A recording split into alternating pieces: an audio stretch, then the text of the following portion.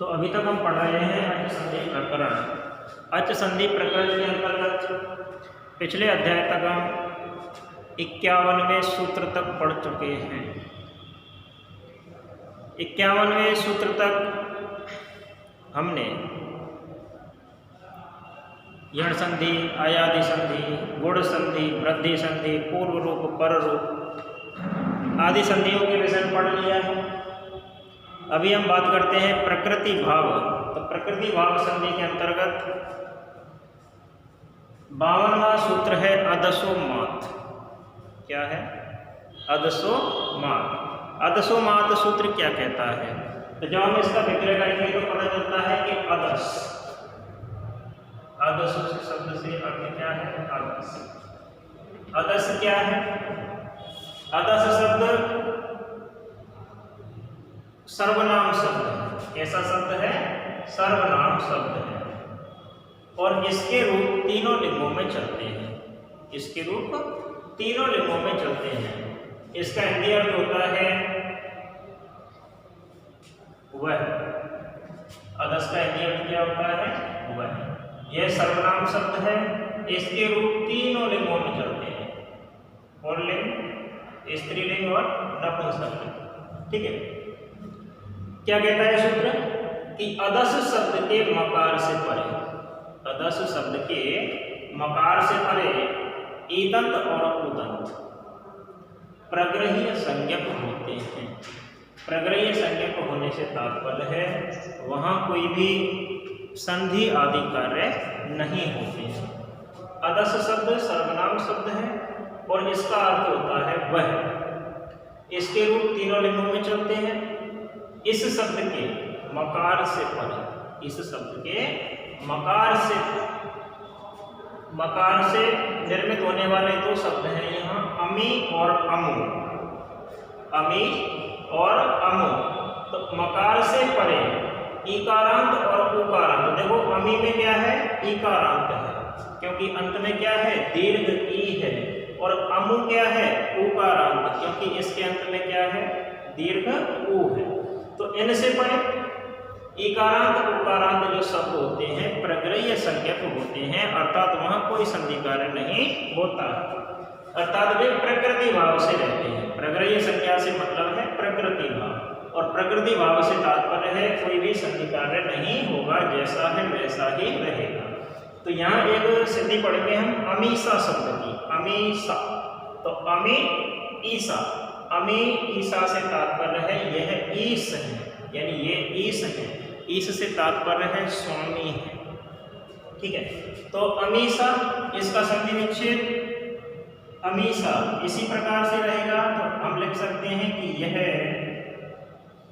असिद्ध रूप है। कैसा रूप है? असिद्ध रूप। ठीक है। अब देखो यहाँ क्या है? अम और अंत में क्या है? ईकारांत, यानी कि ईकार या उकारांत। तो ये क्या है? ईकारांत है। अमी शब्द क्या है? ईकारांत। तो ये हमने अलग निकाल दिया। और ईसा, तो हमें लिखना क्या है कि यहाँ पूर्व में अदस शब्द प्रथमा विभक्ति बहुवचन का क्या विद्यमान है? अमी विद्यमान है। क्या विद्यमान है? हम लिखेंगे यहाँ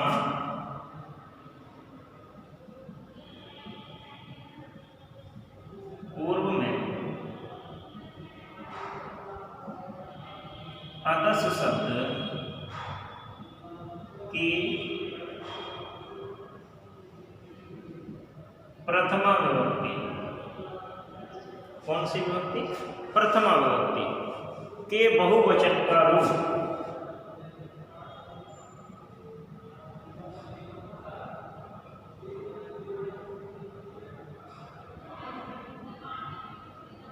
अमी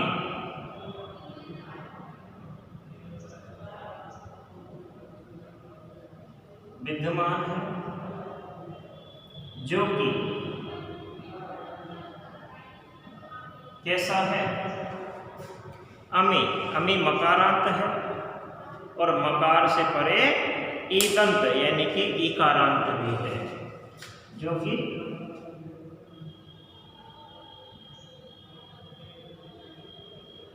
मकारांत है और मकार से परे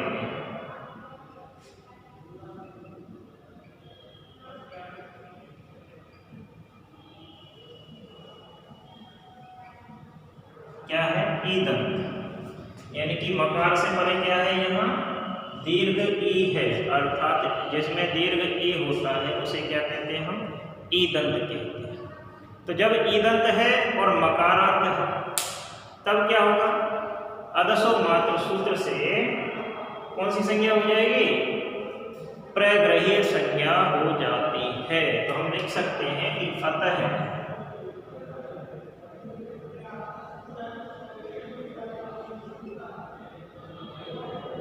अदसो मात्र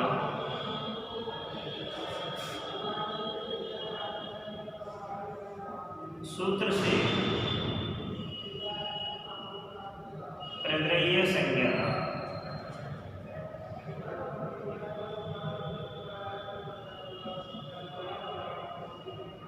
हो जाती है। ठीक है, जब अदसो मात्र सूत्र से क्या हो गई? प्रग्रही संज्ञा हो गई, तब हम क्या करेंगे? प्लुत प्रग्रही अचिनित्यम सूत्र से, प्लुत प्रग्रही अचिनित्यम सूत्र से क्या कर देंगे? प्रकृति भाव रहेगा। क्या रहेगा? प्रकृति भाव रहेगा। तो देखो हम लिख सकते हैं इस प्रकार से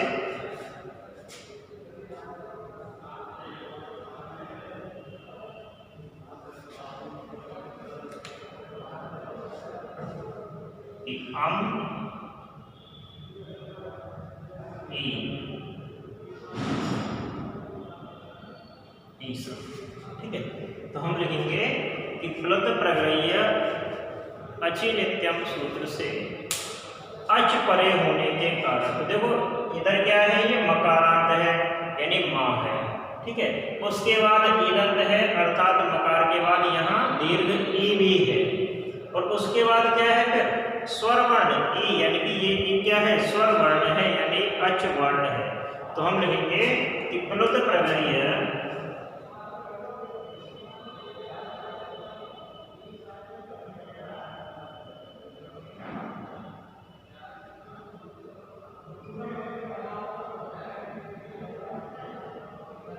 अचिनित्यम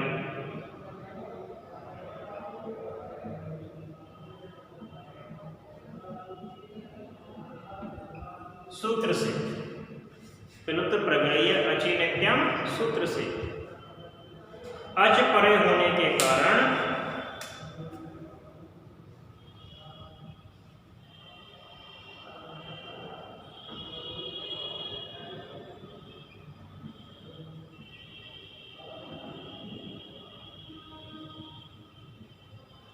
क्या रहेगा? प्रकृति भाव ही रहेगा। तो लिख देंगे हम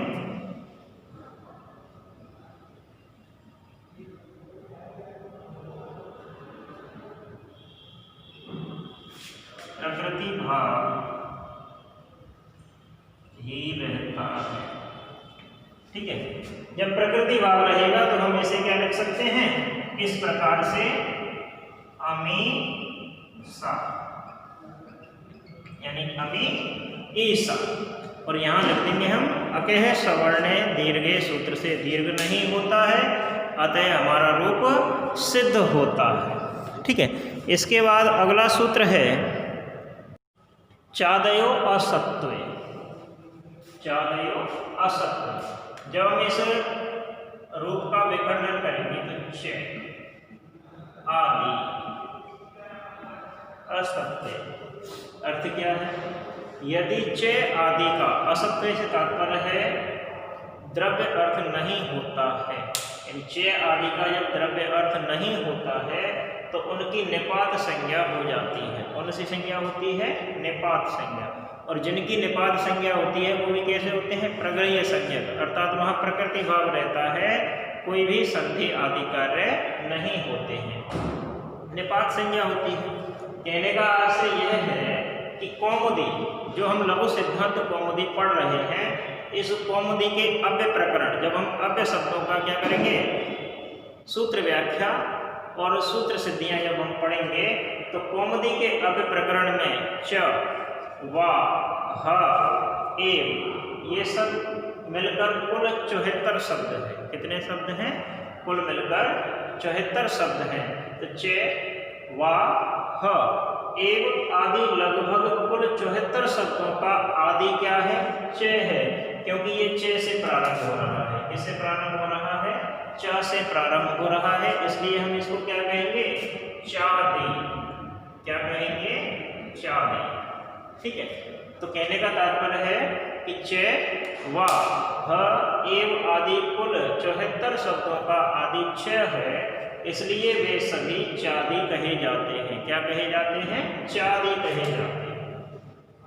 अब इसमें 2-3 मुख्य और महत्वपूर्ण बातें होती हैं। तो पहला है कि जिसमें संख्या विद्यमान होती है, संख्या विद्यमान होने से मतलब है जिसको गिना जा सकता है, वे द्रव्य कहे जाते हैं। तो पहली स्थिति है कि द्रव्य किसे कहते हैं। जब हमें लघुत्तरात्मक प्रश्न आते हैं तो उनमें पूछा जा सकता है कि द्रव्य किसे कहा जाता है। तो व्याकरण की भाषा में द्रव्य किसे कहते हैं? जिसमें संख्या विद्यमान होती है, अर्थात जो गणनीय होते हैं उन्हें द्रव्य कहते हैं। ठीक है। दूसरी स्थिति है कि निपात संज्ञा और अव्यय संज्ञा, निपात संज्ञा और अव्यय संज्ञा का एक ही भाव होता है, अर्थात निपात संज्ञा और अव्यय संज्ञा एक ही प्रकार से होते हैं। ठीक है। तीसरी स्थिति है कि जिनके रूप बदलते नहीं हैं, यानी कि निपात अव्यय किसे कहते हैं, निपात या अव्यय किसे कहा जाता है। ये भी प्रश्न बनता है कि निपात या अव्यय किसे कहते हैं, निपात किसे कहते हैं, अव्यय किसे कहते हैं।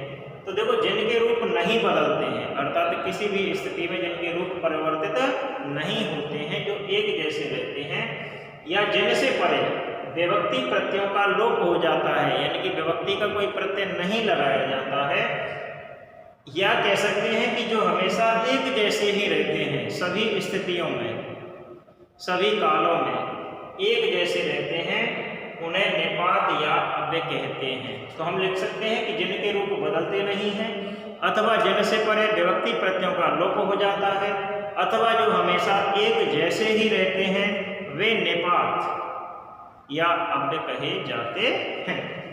ठीक है।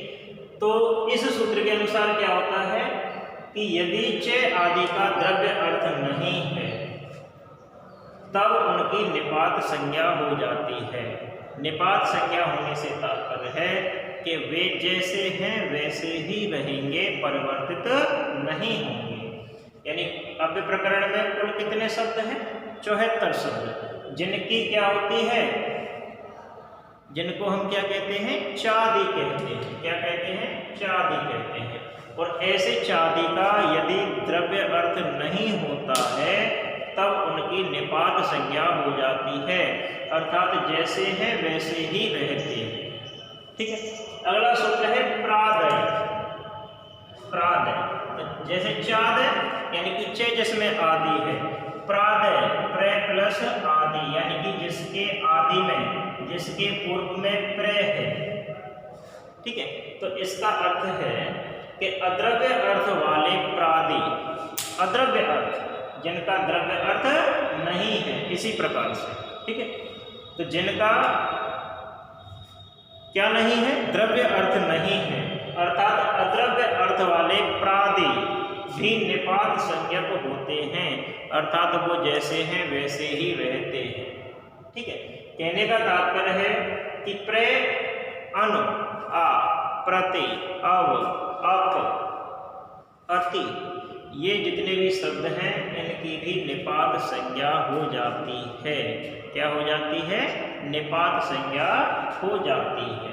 निपात संज्ञा किसकी होती है? ये हम पहले सूत्र में पढ़ चुके हैं कि जो च आदि का द्रव्य अर्थ नहीं होता है, उन्हें क्या कहते हैं हम? उनकी निपात संज्ञा हो जाती है। निपात संज्ञा होने से तात्पर्य है कि वे जैसे हैं वैसे ही रहते हैं। इसी प्रकार से प्रादि यानी जिनके आदि में प्र, अनु, आ, अधि, अपि, अभि, प्रति, परि, उप, अप, अति इस प्रकार के शब्द हों उनकी भी निपात संज्ञा हो जाती है, अर्थात उनका अर्थ परिवर्तन नहीं होता है। जिस प्रकार के होते हैं उसी प्रकार के रहते हैं। इसके बाद में सूत्र है निपात एकाजना। निपात एकाजना, इस सूत्र का जब हम व्याख्यान करेंगे निपात एकाजना का, तो निपात हम पहले ही पढ़ चुके हैं, एक प्लस अच और इधर आ, तो एक अच आ, ठीक है, एक अच आ। तो सूत्र का अर्थ है कि आ को छोड़कर, किसको छोड़कर, आ को छोड़कर मात्र एक अच वाले निपात की प्रग्रह्य संज्ञा हो जाती है। तो निपात एकाजना में सूत्र का अर्थ क्या है कि आ को छोड़कर मात्र एक अच वाले निपात की प्रग्रह्य संज्ञा हो जाती है। अब बताना चाहूंगा कि आ, देखो इस आ में से अंतिम ड़ा की क्या हो जाती है, हलंत्यम सूत्र से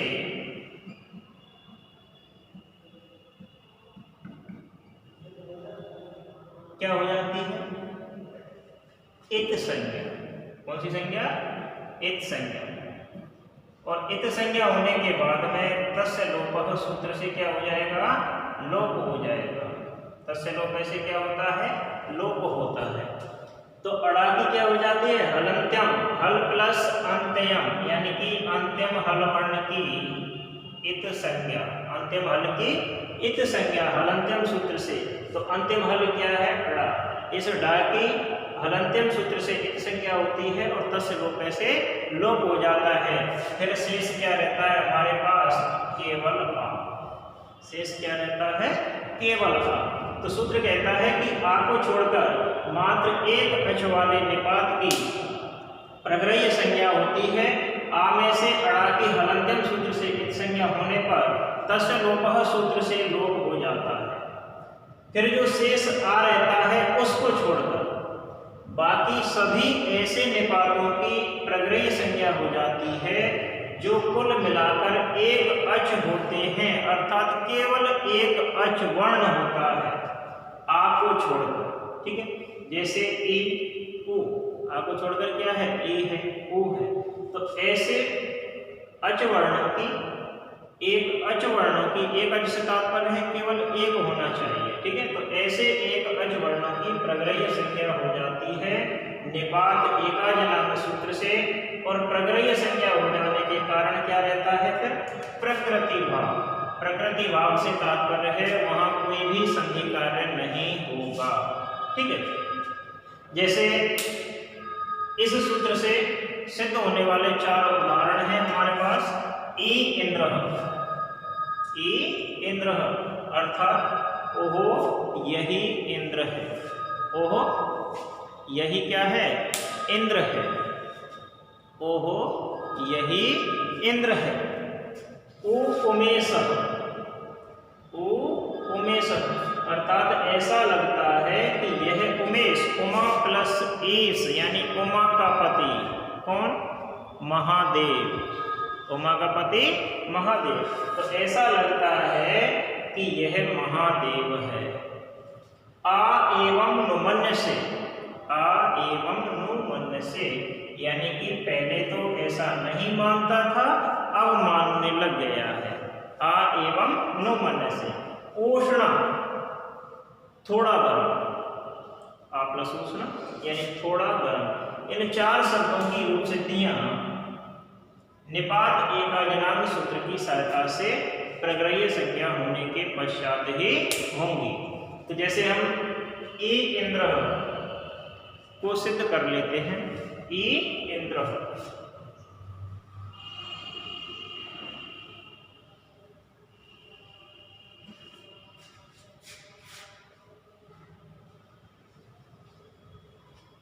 अर्थात यही इंद्र है, ओह यही इंद्र है। तो ई इंद्र है, यहाँ संधि कार्य तो होगा नहीं क्योंकि इनकी प्रग्रह्य संज्ञा होगी। ठीक है, प्रग्रह्य संज्ञा होने के बाद क्या होगा, प्रकृति भाव रहेगा। प्रकृति भाव रहने से तात्पर्य है कोई संधि कार्य नहीं होगा, जैसा है वैसा ही लिखना है। तो ई इंद्र, यह असित रूप लिख सकते हैं कि यह असित रूप है। ठीक है, ई इंद्र, तो यहाँ पूर्व में एक अच वाला ई, तो देखो ये जो ई है वो केवल एक ही तो है और अच भी है, इसलिए एक अच कहेंगे। ठीक है, तो ई इंद्र है, क्या है, एक अच वाला ई है और अद्रव्यार्थक भी है, यानी कि इसका द्रव्य अर्थ भी नहीं है। अतः चादयो असत्वे, जो हमने सूत्र पढ़ा पहले, चादयो असत्वे सूत्र से क्या हो जाएगी, निपात संज्ञा, और निपात एकाजनांग सूत्र से क्या हो जाएगी, प्रग्रह्य संज्ञा। तो हम लिखेंगे चादयो असत्वे सूत्र से निपात संज्ञा होकर निपात एकाजनांग सूत्र से प्रग्रह्य संज्ञा हो जाती है। कौन सी संज्ञा हो जाती है, प्रग्रह्य संज्ञा हो जाती है। जब प्रग्रह्य संज्ञा हो जाएगी तब हम क्या करेंगे, प्लुत प्रग्रह्य अचि नित्यम सूत्र का सहारा लेंगे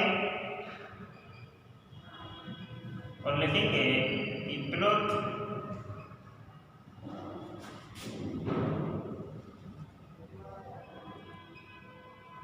प्रग्रह्य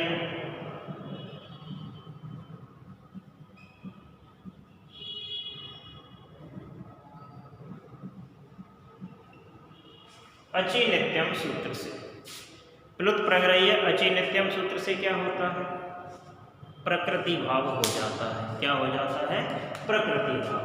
तो प्लुत प्रग्रह्य अचि नित्यम सूत्र से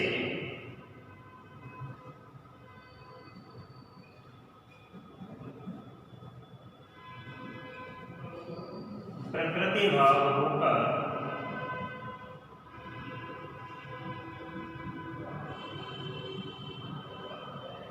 जैसा है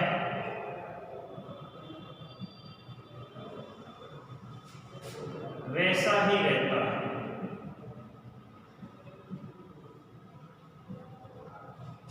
प्लुत प्रग्रह्य अचि नित्यम सूत्र से प्रकृति भाव होकर जैसा है वैसा ही होता है।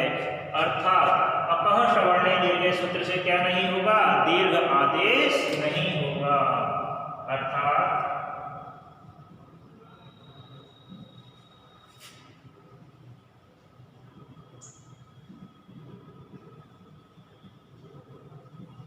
अपह श्रवणे दीर्घ सूत्र से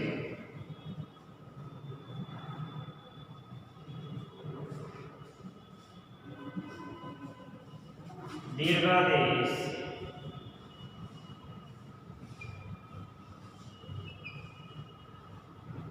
नहीं होता है।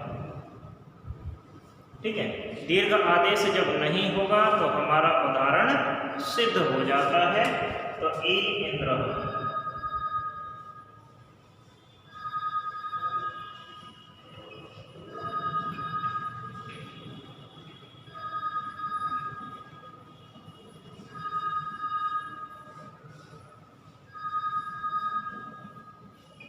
ठीक है, इस प्रकार से हमारा रूप क्या होता है, सिद्ध होता है। तो हमें अभी तक के सूत्रों में जो ध्यान रखने वाली बातें हैं वो क्या है कि निपात संज्ञा किस सूत्र से होती है। तो निपात संज्ञा किस सूत्र से होती है, चादयो असत्वे सूत्र से निपात संज्ञा होती है। ठीक है, पहला प्रग्रह्य संज्ञा किस सूत्र से होती है, निपात एकाजनांग सूत्र से प्रग्रह्य संज्ञा होती है। प्रकृति भाव किस सूत्र से होता है, प्लुत प्रग्रह्य अचि नित्यम सूत्र से प्रकृति भाव होता है। इन तीन बातों को हमें ध्यान रखना है कि निपात संज्ञा किस सूत्र से होगी, चादयो असत्वे सूत्र से निपात संज्ञा। ये संज्ञा सूत्र है, चादयो असत्वे कैसा सूत्र है, संज्ञा सूत्र। पूछा जा सकता है चादयो असत्वे सूत्र कैसा है, संज्ञा सूत्र है। संज्ञा में कौन सी संज्ञा होती है, निपात संज्ञा। तो निपात संज्ञा के सूत्र से होगी, चादयो असत्वे सूत्र से। प्रग्रह्य संज्ञा का सूत्र कौन सा है, निपात एकाजनांग। या प्रग्रह्य संज्ञा किस सूत्र से होगी, निपात एकाजनांग। प्रकृति भाव किस सूत्र से होता है? प्लुत प्रग्रह्य अचि नित्यम सूत्र से क्या होता है? प्रकृति भाव। तो इसी प्रकार से अन्य उमेश आर एवं नुमन्य से उष्ण इन शब्दों की सिद्धियां हमें करनी है। आगे के सूत्रों के विषय में अगले अध्याय में पढ़ेंगे। धन्यवाद।